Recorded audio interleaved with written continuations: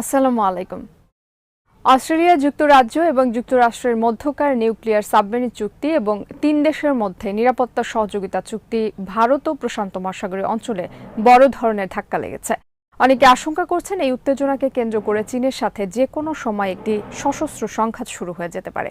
যুক্তরাষ্ট্রের অন্যান্য মিত্র দেশ, বিশেষত ভারত, জাপান, দক্ষিণ কোরিয়া এবং তাইওয়ান নতুন জোট গঠনের বিষয়ে এখনো পর্যন্ত কোনো প্রতিক্রিয়া জানায়নি। ধারণা করা হচ্ছে পারমাণবিক চুক্তির সবচেয়ে বড় প্রতিক্রিয়া পড়বে দক্ষিণ পূর্ব এশিয়া এবং দক্ষিণ চীন সাগরে। ইতিমধ্যেই এ চুক্তিকে কেন্দ্র করে আঞ্চলিক দেশগুলোর মধ্যে বিভক্তি প্রকট হয়ে উঠেছে। বিডিভিউজ ইনফোটেনমেন্টে স্বাগত জানাচ্ছি আমি রিক্তা ইসলাম। অকাস চুক্তি নিয়ে এশিয়ার দেশগুলোর বিভক্তির নানা দিক থাকছে আহমেদ আবদুল্লাহর প্রতিবেদনে।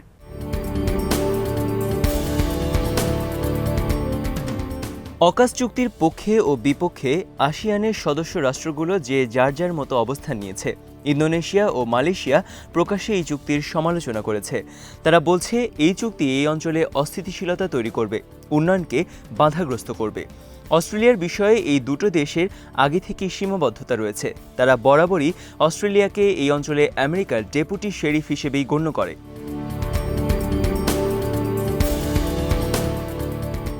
অন্যদিকে সিঙ্গাপুর ও ভিয়েতনাম, এই দুটো দেশ আবার চীনের আধিপত্যবাদ ও সম্প্রসারণবাদ নিয়ে উদ্বেগ প্রকাশ করেছে।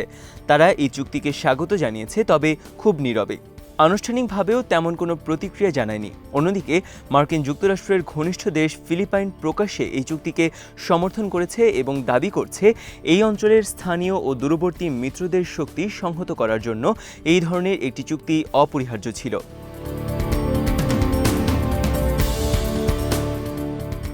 ধারণা করা হচ্ছে association of south east Asian Nations বা আসিয়ানের আসন্ন উচ্চ পর্যায়ের বৈঠকে বিষয়টি জোরের সাথে আলোচিত হবে।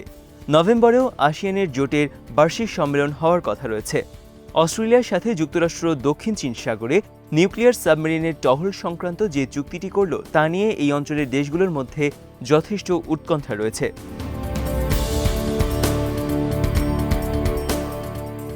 মার্কিন যুক্তরাষ্ট্র এই সাগরে জাহাজ ও সাবমেরিন চলাচলে স্বাধীনতা ভোগ করার জন্য অনেকদিন থেকে চাপ সৃষ্টির পায়তারা করছে। সাম্প্রতিক বছরগুলোতে চীন ও যুক্তরাষ্ট্রের নৌসেনারা দক্ষিণ চীন সাগরে বেশ কয়েকবার সংঘাতেও জড়িয়ে পড়ার ঘটনা ঘটেছে।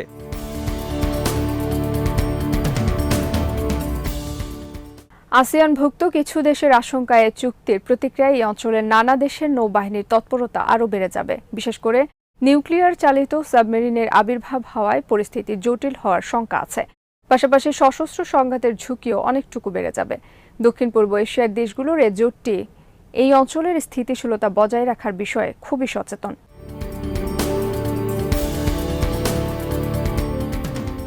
বিগত এক যুগ ধরে আসিয়ান চাইছে যে এই অঞ্চলে বিদেশি সেনাদের প্রভাব ও কর্মতৎপরতাকে কমিয়ে নিয়ে আসা যায়।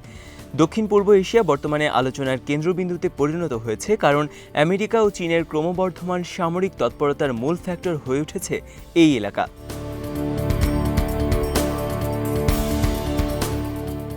মালয়েশিয়া বরাবরই স্পর্শকাতর নানা ইস্যুতে নিরপেক্ষ ভূমিকায় পালন করে এসেছে। পাশাপাশি দক্ষিণ পূর্ব এশিয়ার শান্তি, স্থিতিশীলতা, স্বাধীনতা ও নিরপেক্ষতা জিইয়ে রাখার জন্য মালয়েশিয়ায় সবচেয়ে তৎপর ভূমিকা রেখেছে।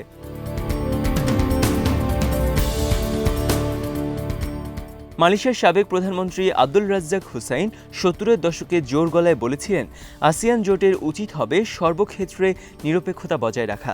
তাহলেই কেবল এই অঞ্চলকে সব ধরনের হুমকি ও সংঘাতের আশঙ্কা থেকে মুক্ত রাখা যাবে। তিনি আরও বলেছিলেন, নিরপেক্ষতা বজায় রাখতে পারলে পরাশক্তিগুলো এই অঞ্চলে নিজেদের স্বার্থ পূরণের খেলার উপকরণ বানানোর সুযোগ পাবে না।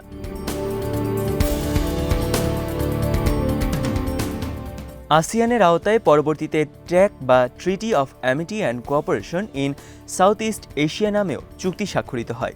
এই চুক্তিতে প্রশান্ত ভারত মহাসাগরীয় অঞ্চলের সবগুলো দেশ অংশগ্রহণ করে। এই চুক্তির মাধ্যমেও আসিয়ানভুক্ত সদস্য দেশ এবং সংলাপে অংশীদার দেশগুলোর প্রতি আহ্বান জানানো হয়, যাতে তারা সকলে মিলে যে কোনো সমস্যার শান্তিপূর্ণ সুরাহা করার ক্ষেত্রে অবদান রাখেন। পাশাপাশি এই অঞ্চলকে সামরিক প্রভাবমুক্ত রাখার ক্ষেত্রে সকলের প্রতি আহ্বান জানানো হয়।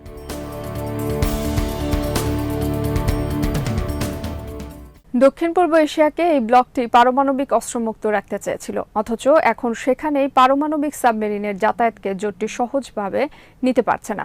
অকাশ চুক্তির কারণে আসিয়ানের আওতায় হওয়া এসব চুক্তির অনেকগুলোই লঙ্ঘিত হবে, কারণ পারমাণবিক শক্তি চালিত সাবমেরিনগুলো অনেকাংশেই উচ্চ মাত্রায় ইউরেনিয়াম সমৃদ্ধির ওপর নির্ভর করে, আর এই ইউরেনিয়াম দিয়েই পারমাণবিক অস্ত্রের উৎপাদন করাও সম্ভব।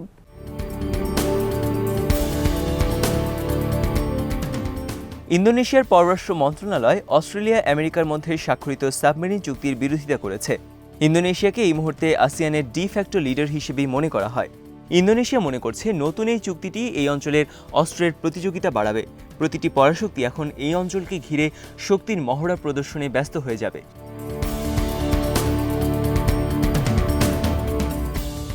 আসিয়ান দেশগুলোর আস্থা হারানোর মতো একটি পরিস্থিতি তৈরি হয়ে যাওয়ায় অস্ট্রেলিয়ার প্রধানমন্ত্রী স্কট মরিসন তড়িঘড়ি করে আঞ্চলিক অন্যান্য সহযোগী দেশগুলোর সাথে যোগাযোগ শুরু করেছেন। মালয়েশিয়া ও ইন্দোনেশিয়ার প্রধানমন্ত্রীর সাথেও তিনি কথা বলেছেন। তাদেরকে আশ্বস্ত করার চেষ্টা করেছেন যে অস্ট্রেলিয়া ইতোপূর্বে যে পারমাণবিক নিরস্ত্রীকরণ চুক্তি বা এনপিটি স্বাক্ষর করেছিল, সাম্প্রতিক অকাশ চুক্তি তার সাথে সামঞ্জস্যপূর্ণ, কোনোভাবেই সাংঘর্ষিক নয়।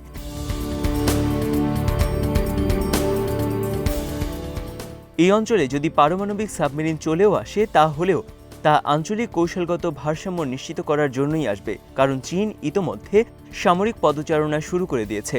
তাই চীনের আগ্রাসন ঠেকাতে আপাতত এরকম একটি চুক্তির প্রয়োজন ছিল। তা না হলে পরাশক্তির আধিপত্য বৃদ্ধির প্রতিযোগিতায় ভারসাম্য আসবে না এবং একচেটিয়া কর্তৃত্ব জারি হবে।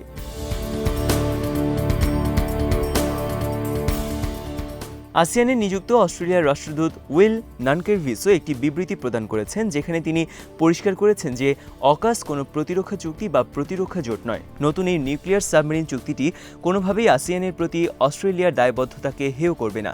তিনি আরও বলেন, অস্ট্রেলিয়া আগের মতো এখনও পারমাণবিক নিরস্ত্রীকরণ প্রক্রিয়ার ঘোর সমর্থক। একটি পারমাণবিক অস্ত্রমুক্ত দেশ থাকার জন্য এনপিটি চুক্তির যেসব বিধান রয়েছে, অস্ট্রেলিয়া তার সবগুলোই বাস্তবায়ন করে যাবে।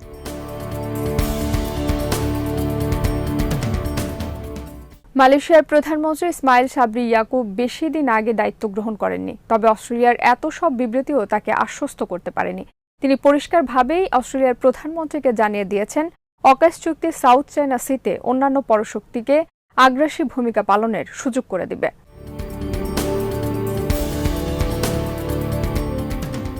আসিয়ানের অন্যান্য প্রভাবশালী দেশ, বিশেষ করে ভিয়েতনাম ও সিঙ্গাপুর, মার্কিন যুক্তরাষ্ট্রের সাথে বড় পরিসরের কৌশলী সম্পর্ক গড়ার বিষয়ে আগ্রহী হওয়ায় তারাও এই চুক্তি নিয়ে কোনো আপত্তি জানায়নি। বিশ্লেষকরা মনে করেন, চীনের ক্রমবর্ধমান আধিপত্য মোকাবেলার অংশ হিসেবে ভিয়েতনাম ও সিঙ্গাপুর সাউথ চায়না সিতে আমেরিকার যে কোনো তৎপরতাকেই স্বাগত জানাবে।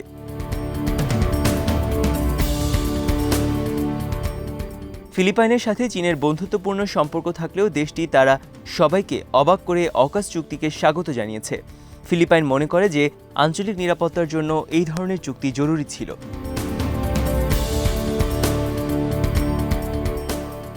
ফিলিপাইনের প্রতিরক্ষা বাহিনীর প্রধান ওয়াশিংটন সফরকালে নৌনিরাপত্তার সম্প্রসারণের বিষয়ে মার্কিন যুক্তরাষ্ট্রের সাথে সহযোগিতামূলক কার্যক্রমকে স্বাগত জানিয়েছিলেন। ফিলিপাইনের পররাষ্ট্র মন্ত্রণালয়ের সচিব সম্প্রতি ওয়াশিংটন সফর করেছেন। তিনিও যুক্তরাষ্ট্রের বিষয়ে ইতিবাচক মানসিকতা প্রকাশ করেন। তিনি মনে করেন, অকাশ চুক্তিটি আঞ্চলিক নীতিমালা এবং পারমাণবিক নিরস্ত্রীকরণ প্রক্রিয়ার সাথে সামঞ্জস্যপূর্ণ। এই চুক্তিতে এই অঞ্চলের নিরাপত্তাও বিঘ্নিত হবে না, কারণ নিউক্লিয়ার সাবমেরিনে প্রচুর পরিমাণ ইউরেনিয়াম থাকলেও তাতে কোনো ধরনের পারমাণবিক অস্ত্র থাকবে না। এই চুক্তিকে তিনি প্রতিরক্ষা খাতে অস্ট্রেলিয়ার শক্তিশালী হওয়ার ইঙ্গিত হিসেবে আখ্যায়িত করেন। চীনের কথা সরাসরি উল্লেখ না করে লোরসেন বলেন, এশিয়ার একটি পরাশক্তি বিতর্কিত জলসীমায় নিয়মিতভাবে আগ্রাসী ভূমিকা রাখার চেষ্টা করছে, এমনকি তারা ফিলিপাইনের দাবিকৃত জলসীমাতেও মেরিটাইম মিলিশিয়াও প্রেরণ করেছে। তাই এই অঞ্চলে তৈরি হওয়া ওই পরাশক্তির ক্রমবর্ধমান আধিপত্যকে চ্যালেঞ্জ করার জন্যই এই চুক্তিটি করা হয়েছে।